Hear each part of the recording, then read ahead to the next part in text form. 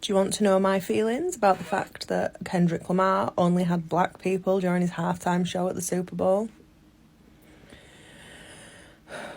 I think it's fucking perfect. Go on. That fucking show was just spot on, start to finish. Gave me chills, and I'm so glad. I'm so glad that he didn't put any white people in it, because guess what? Get rid of the DEI, and black people don't need to represent white people anymore. What a terrible shame. I now understand that halftime show. Let me explain it to you real quick. Come on. All right, so it went for you. That's why they told you to turn that TV off, and you listened.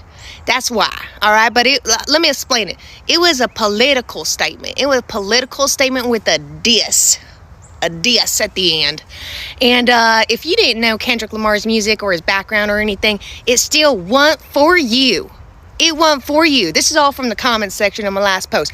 This wasn't for you. It wasn't for me. It wasn't for you. It ain't for you, baby. That's okay. I had another guy just tell me I wasn't black enough. Now, that really hurt. But I don't know what can get more political than the first sitting living president coming to the Super Bowl. I feel like that's a big statement, right? Or maybe I'm wrong. I don't know. You know, I'm just very aware that I'm not woke enough.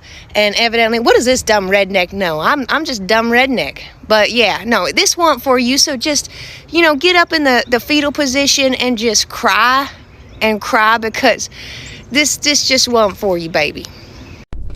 People keep saying this 40 acres and a mule thing was about broken promises to black people. And yeah, but can we finally just also call it what it was? It was theft. I am loving all of the analysis of Kendrick Lamar's brilliant Super Bowl performance, and I cannot claim to know nearly enough to explain all of the nuance there. But the one thing I have kind of been picking up on is that we keep when he says 40 acres and a mule, this is bigger than the music. I keep hearing people talking about this historically like this was some altruistic thing after the Civil War that the government just didn't follow through on. And we talk about black people this way all the time. Like, oh my God, we've got to, have welfare. We've got to have these handouts for equity and fairness and to make up for historical disadvantages and all of that. But the reason black Americans have historically been poor and been disenfranchised is because we keep stealing their stuff. We started with stealing their labor. That built so much of the wealth in this country. And then after, there's like this tiny little pittance of, hey, maybe you should get some back pay from the estates of the people that were stealing from you, among other things. And then we kind of went, nah. So especially when we have Kendrick Lamar calling out things like he owns his music because he made it by himself, that's his. I think we can stand to kind of look a little bit more and go, hey, America's also theirs. It is the black story. It is black people building and working and white people trying to take it and successfully taking it a lot of the time. Especially with all this talk about DEI and, oh, it's undeserved, it's a handout, you're not choosing the best people. That's just such bullshit. Nothing we have talked about doing in the name of equity is some unfair gift because we feel bad. It's just paying back what's stolen. Hey, White Rap fan here. I loved the halftime show. And Hi guys, welcome back. My name is Robbie Masaga. Today I want us to talk about Kendrick Lamar's 40 Acre and a Mule. A lot of people didn't immediately understand the message behind this song, and some had to do research to fully grasp what Kendrick was saying. But let's be honest, this is more than just a song. It's a statement about history, injustice, and broken promises made to black people. Some white women are talking about how 40 Acre and a Mule wasn't meant to be a catchy feel-good song but a powerful message. They're saying Kendrick was making a statement and that many people missed the deeper meaning. Hey, white rap fan here. I loved the halftime show, and not just because Kendrick is one of my favorite rappers, no. Because of his specific reference to his own song Wesley's Theory when he was saying 40 acres and a mule. I believe he was referring to Wesley's Theory specifically because it's the first track on his To Pimp a Butterfly album, which, according to Genius, is about how racist American institutions uphold white supremacy by exploiting black creators for profit. Now, let's just take a look at the Super Bowl in general first. I'm not saying nothing. Now, I want to go ahead and talk about some specific lyrics from Wesley's Theory in the first verse with Kendrick. When I get signed, homie, I'ma buy a strap, straight from the CIA, set it on my lap, take a few M16s to the hood, pass them all out on the block, what's good? Now, this is obviously referencing the CIA infiltrating black neighborhoods through, the crack epidemic, and then also MK Ultra, which I'll be making a video about in a little bit. Now, the next verse I'm going to talk about is what I was specifically thinking of when he said 40 acres and a mule. What you want? You a house or a car, 40 acres and a mule, a piano, a guitar, anything. Say my name is Uncle Sam, I'm your dog. Motherfucker, you can live at the mall.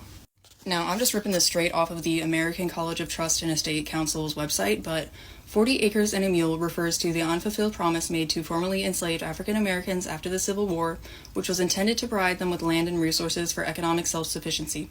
The phrase symbolizes the ongoing struggle for reparations and economic justice for descendants of slaves in the United States.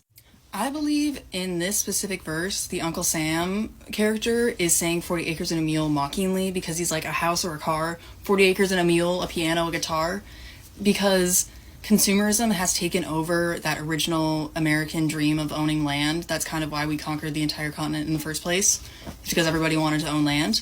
And I believe Kendrick is specifically critiquing American consumerism and the way it's affected the black community. I don't want to speak too much on it because I'm not black. But how there's not been as much of an opportunity to build up generational wealth, and the government's hand in pushing consumerism and buying nice things as success in America and a way to rise up in the class structure. I'm just going to go ahead and wrap up the video now. If you enjoyed this, follow me for more history content. I'm doing a Black History lesson every day this month. I will see y'all next video. There are a lot of political meanings in Kendrick's Super Bowl show that I noticed, so I'm going to urge you to go back and watch his performance while thinking about American history and politics. Consider actor Samuel L. Jackson as Uncle Sam. Who or what does this version of Uncle Sam remind you of? And has Samuel L. Jackson ever played a role like this before? Or is he representing, as some have suggested, how black artists get policed in mainstream spaces? And then you can consider the stage. If you think of the mass incarceration of black Americans, what does the movement on the dancers on the stage represent to you? And then consider the color scheme of red, white, and blue. Does it cause you to consider who can be patriotic or who the American flag belongs to? And when that flag split in half, what do you think Kendrick Lamar was saying? Consider the American workforce, too, from the 1600s through the 1800s. Who built America?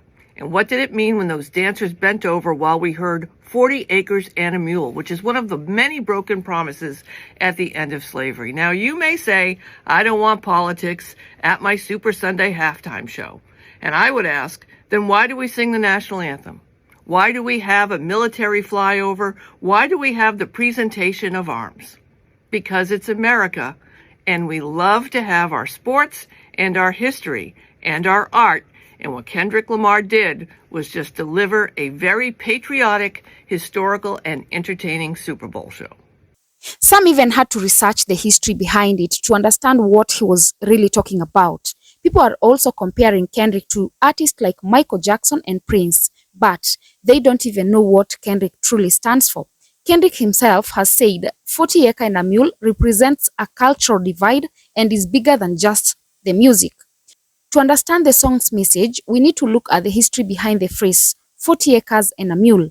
After slavery ended in 1865, the US government promised freed black people 40 acres of land and a mule to help them become independent. This promise came from Special Order Number 15, issued by Union General William Sherman.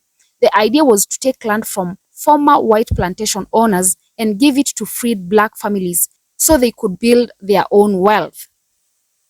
But that promise was never kept. After Abraham Lincoln was assassinated, his successor Andrew Johnson reversed the order. Instead of giving black people the land they were promised, he returned it to white landowners. This left black families with nothing, forcing many into sharecropping, which kept them in a cycle of poverty and economic dependence. Over time, 40 acres and a mule became a symbol of broken promises to black people. It represents the wealth and opportunities that were denied to them, a loss that still affects black communities today. In 40 Acre and a Mule, Kendrick takes his historical reality and reclaims it. The 40 acres symbolize the stolen land and wealth black people were supposed to have, and the mule represents the independence they were denied. The song speaks to the ongoing reparation and the struggle of black people trying to reclaim what was taken from them. This isn't just about slavery, it's about how black people land has been stolen over and over again throughout history. Kendrick's performance wasn't just a typical show, it was filled with symbolism. Uncle Sam was a part of the performance because this entire issue ties back to the US government's role in black oppression. The divided flag was a clear message that America is still deeply divided when it comes to race and justice. His tone, his energy, his entire presence, it wasn't about making people dance. It was about making them think. White women are also talking about how people keep saying 40 Acre and a Mule is about the broken promises made to black people. Some believe the song is addressing the fact that white people stole black people's land and continue to do so. There are black people who come from wealthy families but struggle to prove their wealth because their land has been stolen repeatedly throughout history. At the end of the day, 40 Acre and a Mule isn't just a song, it's a history lesson. It's a reminder of the promises that were made and never fulfilled. Kendrick is using his platform to tell the truth, to expose the reality that many people either don't know or choose to ignore. Some people want Kendrick to just make catchy songs, but this is bigger than music. This is about justice, history, and holding America accountable. Now white people are admitting that this was wrong. They're acknowledging that their ancestors took land that wasn't theirs and built generational wealth while black people were left with nothing. So what do you guys think about Kendrick's message? Did you catch all the symbolism? Let's talk on the comments, and also remember to subscribe, like, and share as well. And until next time, guys, bye-bye.